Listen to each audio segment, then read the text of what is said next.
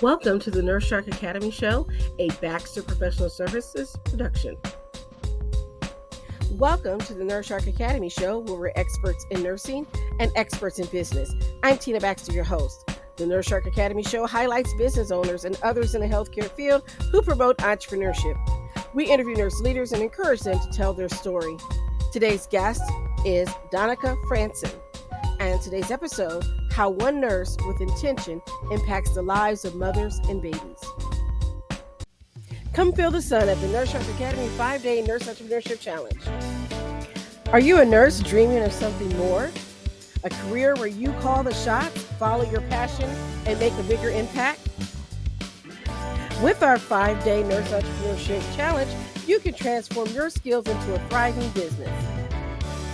Learn how to find your niche, build a business plan, market your brand, and scale your business all in just 1 hour a day. It's time to take control of your future. Start your entrepreneurial journey today. You already care for others. Now it's time to care for your dreams. I did it, and so can you. Your future awaits. Don't let another day go by wondering what if. Take that first step toward the life and career you deserve. Come feel the sun and sign up at the nursesharkacademy.biz today. Hello and welcome to the Nurse Shark Academy Show. I'm Tina Baxter, your host. The Nurse Shark Academy Show highlights nurse business owners and others in the healthcare field who promote entrepreneurship. We interview nurse leaders and encourage them to tell their story. My mission is for you to own your seat at the table of nurse entrepreneurship, gaining the confidence, skills, and freedom to live your life on your own terms. You will dream big and expand your consciousness as an entrepreneur. Join us and support these wonderful nurse entrepreneurs and leaders. Today's guest is Danika Frandsen, and she is the founder of Baby Steps Concierge Nursing out of Los Angeles. Welcome to the show, Danika. Thanks so much for having me. So as we like to start the show off, the first question we always ask is, what made you become a nurse? Such a great question. I have always been interested in the medical field. As a little kid, loved watching all the surgery shows on TV. But then got busy having my own kids, raising a family, doing those types of things. I took a lot of odd jobs, trying to stay home with the kids, but contribute to income. So once the kids got old enough, I actually just sat down and had a serious conversation about, it's my time, it's my turn. What do I want to do with my life? And I kind of went about it in maybe a different way than normal, but I kind of came up with a list of qualities in my ideal job. So without really knowing what that job was, I wanted to be able to wear comfortable clothes. I wanted to not have to go to, 10 more years of schooling to get whatever certifications I needed. I wanted to help people. I wanted to work with babies. I wanted to use critical thinking skills. So kind of went through and made a list of things, and nursing hit pretty much every single thing on that list. So started applying to programs, and within a year had to do a couple little English 101s and those types of things. But within a year, got myself into nursing school, and here we are. Well, that's great. I think that's wonderful that you had a goal in mind. You maybe didn't know it was going to be nursing, but you had a goal in mind of what you wanted to do. And I like the whole idea of being able to wear comfortable clothes. Listen, I was going to make my dream list, and maybe I wouldn't have gotten everything on that list, but if it's a dream list, you might as well put everything on there. And you know what? Scrubs are really flipping comfortable. So yes, they are. I don't know about you, but during the pandemic, when everyone was working from home, including me, my uniform became jeans and a t-shirt, just like I was back in college. So it's really hard to transition back into dress clothes. Yeah, I've never really been a super dressy up person. Comfort's always been really important to me. So, yeah. So where did you go to school, out of curiosity? For nursing school, I actually went to a local community college, College of the Canyons in Santa Clarita. It's kind of a small program. They only accept 50 applicants per semester, and they have about 300 people vying for those 50 positions. So I got really, really lucky, and I got in basically the first time I applied. So. Oh, okay. So you started with an associate's degree then? I had already had an associate's degree in early childhood education, so not really nursing related. So that was when I was talking about I had to take English 101. I also had to go back and take microbiology and anatomy and physiology. Those were prerequisites to get into nursing school. So I see. So you transitioned to the 4-year program then? so it actually is a 2-year program. It's Mhm. so I already had the associates in early childhood education. The nursing program gave me my ADN, Okay. my associates in nursing, and then I got a job, and my job helped pay for my bachelor's, and I did that while I was working.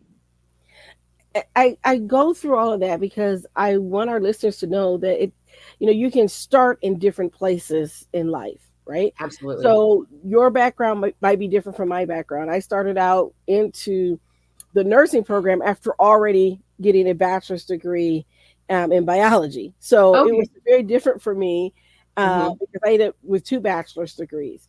And Nice. so I want people to hear that it doesn't matter where you start as long as you get started. The other thing is I was 40 when I went back to school. So that's something else that a lot of people had said, wow, I kind of thought I was too late. Like it's never too late, right? And I was not the oldest one in my nursing class, but I was 40 when I went back. So yeah, can always start. It's never too late to fill No. those dreams. And so you had a career before you went to nursing school. And there's a lot of people that have careers before they decide that, hey, maybe I want to do something differently. And that's okay. Um, I worked in a variety of departments in the lab and worked as a CNA and all of that. And before I became a nurse. And so I think it's important. You bring to that educational standpoint that lived experience. So Yeah. when I got to nursing school, because I was over the age of 25, um, I was told that I could qualify for my prerequisite classes on the old geezer rate, is what Oh, they would call it. I did not have that option. Well, they had a school of adult learning. Okay. And because they had the School of Adult Learning, a lot of the prerequisite courses fall into that category. So I Nice. could take it through that before I got into the nursing program, which I started into the nursing program as a sophomore, right into the program because I already had a bachelor's. But because I Right. had a couple of classes I had to take Hmm. for nursing specifically, that prerequisites, I got to do it on the old geezer rate. So at least there was that, right? Yes. Yes. Silver linings. Good for you. So, what was your first job coming out of nursing school? Ooh, okay. So one of those things on my dream list, and I think I mentioned, was I wanted to work with babies. So I actually went to nursing school to become a NICU nurse. That was my goal. Mhm. I talked to as many NICU nurses as I could. Every time I did a clinical, even if I was in the hospital to do a med surge clinical, I would see if I could get into the NICU just to see it or talk to someone in the NICU. Peds was my favorite rotation, obviously. And but I was prepared to have to do some med surge nursing first because everyone says you can't go right into the NICU.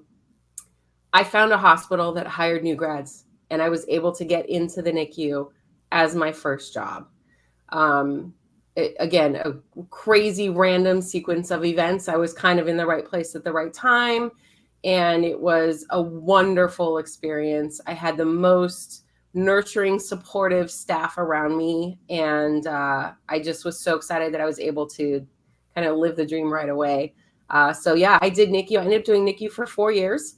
I did switch hospitals, and I'm actually now in postpartum. So I'm still with babies, just not with the NICU. But yeah, I've been very, very fortunate to be in all the units that I wanted to be in. You know, I'm going to say you set your intention, right? You set your intention to go to nursing school, and you did. You Hmm. set your intention to be in the NICU, and you were right out the gate, which is Yeah, not something that usually happens for new grads. So kudos to that hospital for doing that. yeah. And it's sort of like with me with psychiatry. I did not want to do med surge. I'd worked on med surge as a nurse tech. I did Hmm. not want to do med surge. I really wanted to be in psychiatry. Hmm. So I had 2 job offers. The first one that came through was for med surg. So I called the psychiatric unit up and said, hey, look, they offered me a job. If you're not going to take me, let me know because I need to work, but I Yeah. really want to work for your hospital. And they gave me the job. Nice. That's Yeah. awesome. Yeah. Yeah. That's also a good lesson too. It's always worth asking. It's always worth asking because Yes. you never know. If you don't ask, you won't get. Yeah. And it's sort of similar to how I got into nursing school. I just basically called them and said, let me into your school. And it worked. It Listen, worked whatever as a works. transfer student. I said, I want to transfer to your school. Yeah. I want to go to nursing school. Let me in. And within 2 weeks, I was enrolled in the university, transferred, and got into the nursing program within Wow. 2 weeks. Wow. I do not recommend anyone say, letting it go to that, but I was very naive.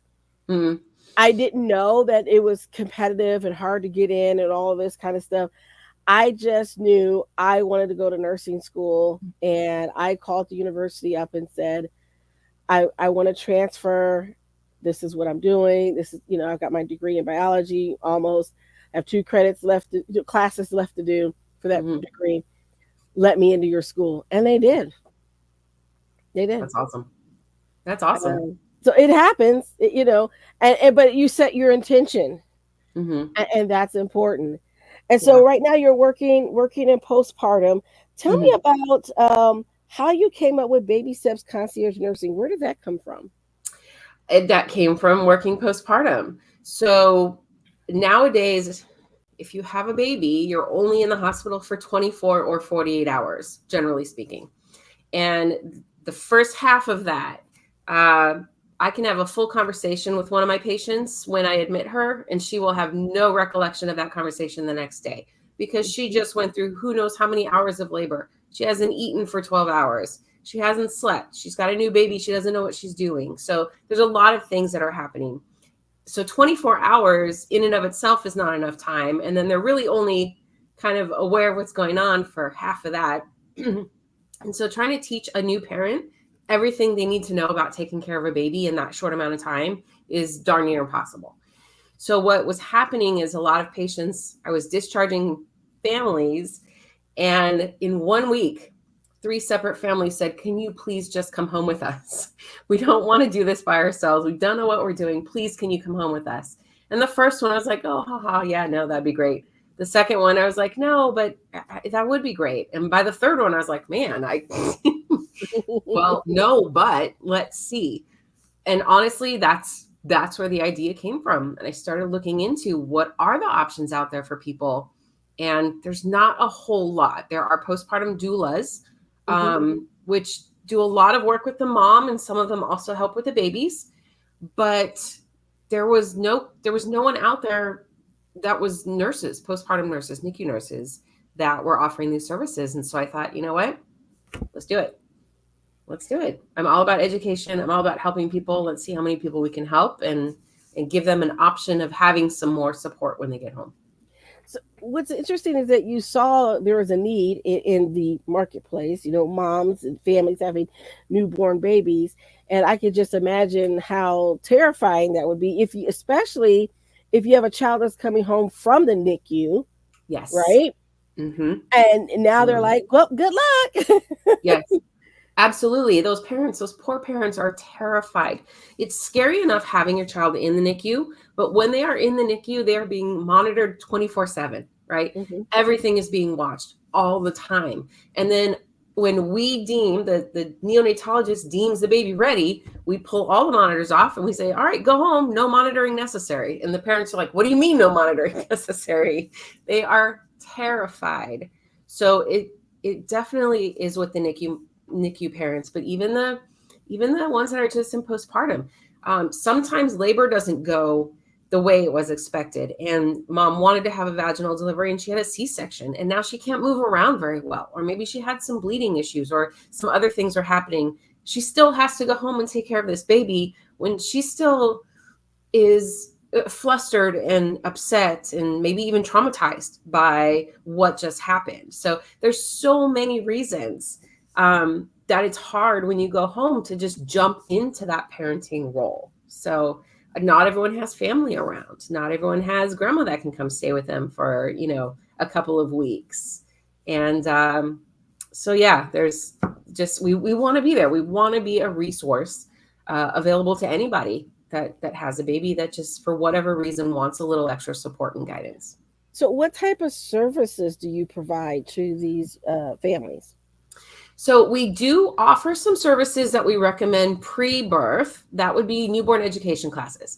So getting some hands-on. I have some baby dolls. I should have grabbed one. I have some baby dolls that we use. So hands-on training with diapering and swaddling and just handling a baby, so that you're not being introduced to those skills for the very first time in the hospital after a 12-hour labor and no food and no sleep and all those things. So that's one of the things we do. We also do have some packages where we'll come in and talk to you before, and we'll talk to you more about what to expect in the hospital. Not just labor, but maybe like the postpartum and what you're going to be responsible for with your baby. Talk to you about your concerns and your expectations about being a parent. Sometimes if our expectations are not quite in line with reality, it's going to throw us off. And so if we can kind of talk to parents ahead of time and make sure that their expectations are within the realm of reality and they kind of know some of the things that can happen, it kind of just sets the stage to have a better experience overall. Then once the families go home, excuse me, once they're discharged from the hospital, we will send a nurse. And I want to mention that we are the only company that hires only registered nurses. So all of my employees are registered nurses. They work in NICU and or postpartum. But we will send a registered nurse to your home to check in on you, to spend more time with you, helping you give the first bath, or troubleshooting with breastfeeding issues that you're having, or you have questions about how to integrate the new baby with a sibling. It's kind of whatever needs you have, we want to be there to help so that you can create the routines that work for your family and really set everyone up for success so you can enjoy it a little bit more and not feel so panicked and fearful and overwhelmed. Okay. So if now I'm assuming that you're basically just in the California area. Are you all over the Los Angeles area? Do you have other places in California that you service? We are currently Southern California. Basically Southern California. We are creating online courses that can be taken across the country, obviously. And we do have plans to expand, but for right now, we are just in Southern California. Okay. Actually, though, I do want to mention, because there was kind of an interesting scenario that came up. We've had a couple interesting scenarios. One of them were some twins that were in the NICU, and they were getting discharged home, but the family actually lived in England.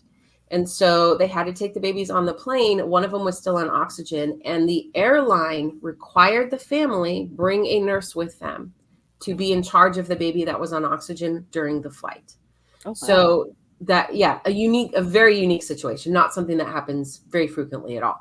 Another family we work with surrogates and intended parents as well. So there were some dads who the surrogate was delivering in North Dakota, and she was having triplets, and they lived in California. So they said, there's only 2 of us and there's 3 babies. Can we get someone to help us bring the babies back? So there are other unique situations we can help in as well. Like you mentioned, NICU baby. If you have a NICU baby that is going home with a wound or a drain or medications that need to be given that the parents are uncomfortable with, those are all also things where having a nurse come visit you at home is going to be very helpful and comforting.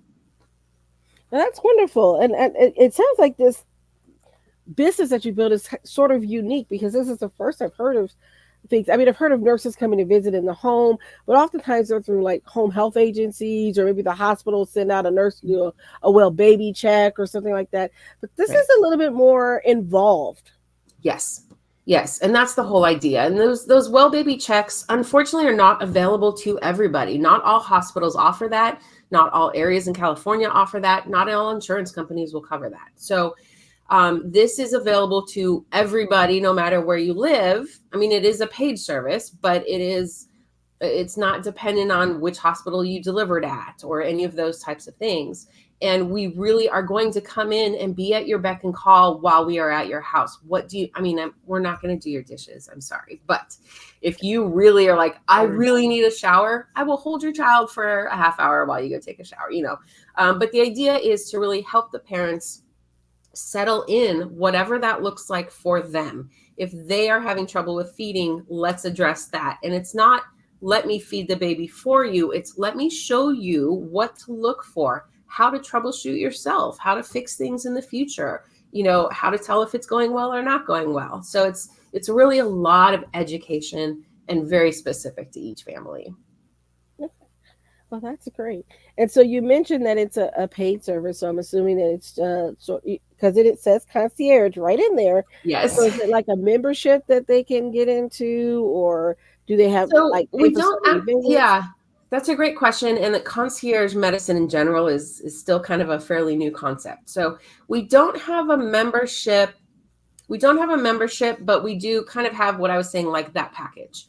So because we really are dealing with newborns, we're not going to be someone that you're going to call for the first year.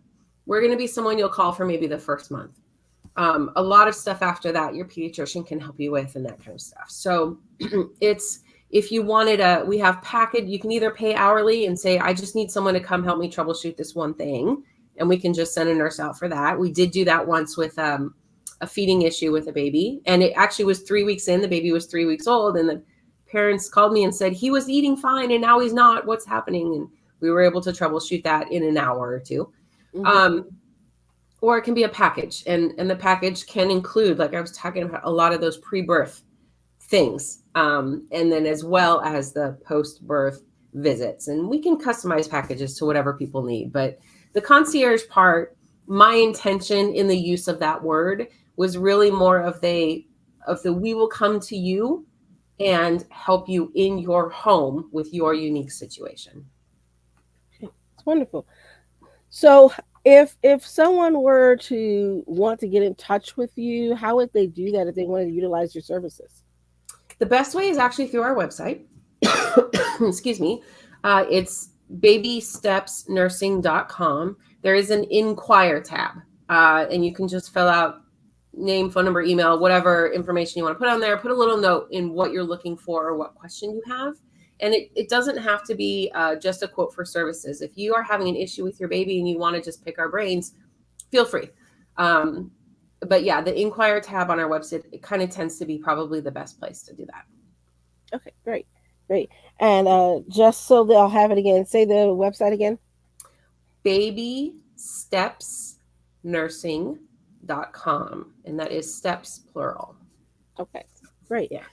Now, seeing that you saw that need and you started this business and everything, and you're now a seasoned business owner. Excuse me. What piece of advice would you give to a budding business owner? That's a great question. It's hard to narrow down just one thing. What I would say is, don't try to do it all yourself. So ask for help from as many people as you can. And everyone has different strengths, right? So I have a really creative sister and brother, actually. My brother designed my website. And so I was asking them for ideas for the name of the business. And I came up with some names for the business. And the names that I liked the most, they were like, maybe, I don't really know. So then what I did is I did a Facebook survey of all of my friends on Facebook and said, here are some options. I'm going to start a business. What do you think? And by and large, they all chose the same one, which was not the one that I wanted. They all liked baby steps. But it was, I would not have done that. Normally I would have been like, I have to choose a name. I have to get the paperwork together. I have to figure out the pricing. I have to do all these things. There's a long list of things to do to start a business. But I know some business owners, not in this industry, not in the medical field, but running a business, there's a lot of similarities regardless of what industry you're in. And yes. I just started saying, hey, can I take you to coffee? I have some questions. Can I take you to coffee? Let me tell you about this idea I have. And I got a lot of really great advice. I also got connected to some really great people. I had to have attorneys involved. There's contracts involved. There's I have HIPAA, I have to be aware of. So, but I was referred to some really great attorneys that I was able to trust right off the bat, which was huge. So I would say look for your resources. I mean, I tell my kids this in life: always, always, always look for the resources and use them. Definitely. You can be in business for yourself, but you don't have to be in business by yourself, as the saying Absolutely. goes. And finding that those people, those mentors, those coaches that can help you get further in your business and maybe keep you from making mistakes and pitfalls and things like that, that, maybe you wouldn't have known. In my mind, as as a legal nurse consultant myself, my thoughts was, right, ooh, okay, so we've got the HIPAA thing, we've got malpractice. We need to make sure we take care, all those things that you think of when Yeah. you're starting a business like this. And I'm so glad that you were able to have an attorney work with you. So you're doing this business on the side, or as you also work still postpartum? I'm working part-time in the hospital for now, and doing this on the side, but the goal is, hopefully, I mean, by the end of the year to only be doing this business. This business is going to be my forever job. And that's the other thing too, is you have to be patient. You can have the best idea in the world and you can get everything up and running in a few months. Marketing is hard, advertising is hard, and it just takes time. And so knowing, like, I still am keeping my part-time job for now, and that's okay with me because I know in my soul this business will be great. I just haven't hit that point yet where I can quit my job, my part-time job. So, Yes. yeah, being patient is the hard part of it, but it's And it's okay to self fund your dream. It's okay to work your 9 to 5 until your business is able to be sustainable. Um, the important thing is that you got started. And so many nurses think about it, oh, one day, or I can't afford to do it now. But what can you do to get started, to get you in that momentum, to yep, get you moving forward? yep. And I think that you've done very well with setting your intentions and going for your goals. And so I applaud that. Thank you. Thank you very much. I've actually I've had a lot of little businesses in the past. This one, everything came the easiest. All the decisions came the easiest. And it's because I'm so confident in this one. This is my passion. They always say try to, start a business and whatever your passion is. And the problem was I always liked so many things growing up. I never really knew what my passion was. This is my passion. And now that I know that, there is a calm confidence. Like I said, I know this is going to be great. And I know it's just going to take time, but every step along the way, someone will ask me a question. I have the answer. I have the answer. I got it. I know where we're going. I know where I want to go. I know where I want to be. Um, so yeah, it's a good feeling. It's a good feeling. Okay. All right. So there's not much more I can add to that. I think this has been a great segment. I do appreciate your time for coming here. And I wanted to know really quick, are you a part of our tribe? If you join the tribe on the LinkedIn, I believe you are, in our 1 million link up women in our nurse business enterprise tribe. If you have not, join us, because we're going to be doing some co-marketing things. Okay. And one of the things I like to do is to say, if you're in the California area and you want to utilize your services, this is what we can do to share. And then maybe you can start a franchise that will go across the country and you Right. can have a franchise in every state. It's on the list of things of possibly having in the future. So yeah. If I'm not part of that, I'll go double check when we're done, and if I'm not a part of that tribe, I will definitely, I'll jump on. Yes, yes. So we do have a private group on LinkedIn for female nurses at this time, only Mhm. because we're part of the 1 million women link up initiative. So that's why it's private for just female nurses. Sorry, guys. We'll invite you later, but this is an initiative that we're doing to really get women in business to link up together. And of course, my tribe is going to be all about nurses. Yeah, of course. That is my interest. And so, again, I want to thank you for your time. And everyone, the show notes will be available to you so you can get a hold of Danica and get on her social media and maybe share some stories or whatever you can do and give her some encouragement and some love. And I think that's wonderful what you're doing for moms, babies, dads, for families with newborns. So this is great. So I'm going to say good night for now. And those of you that are watching us on our YouTube channel, don't forget to subscribe. Please hit that notification bell so that you're notified whenever our content comes out. Those of you that are listening to us on Podbean or wherever you get your podcasts, don't forget to leave us a comment, a like, and give us a rating on Apple. We thank you for all that you're doing, and good night and goodbye. Thank you. Attention nurses, are you ready to step into your power and transform your career? Introducing the 5-day Nurse Entrepreneurship Challenge, your fast track to building the business of your dreams. In just 1 hour a day, you'll learn how to find your niche, build a business plan, market like a pro, and launch your dream business with confidence. This challenge is for nurses who are ready to make a change, take action, and create a life of freedom and impact. That's December 30th, 2024 through January 3rd, 2025, 12 p.m. Eastern. Register at the NurseSharkAcademy.biz. Your dream business is waiting. Thank you for listening to the Nurse Shark Academy show wherever you get your podcasts or watching us on YouTube. Don't forget to like and subscribe, and don't forget to hit the notification bell so that you'll know when all of our episodes come out. If you want further information, you can contact us on the NurseSharkAcademy.biz.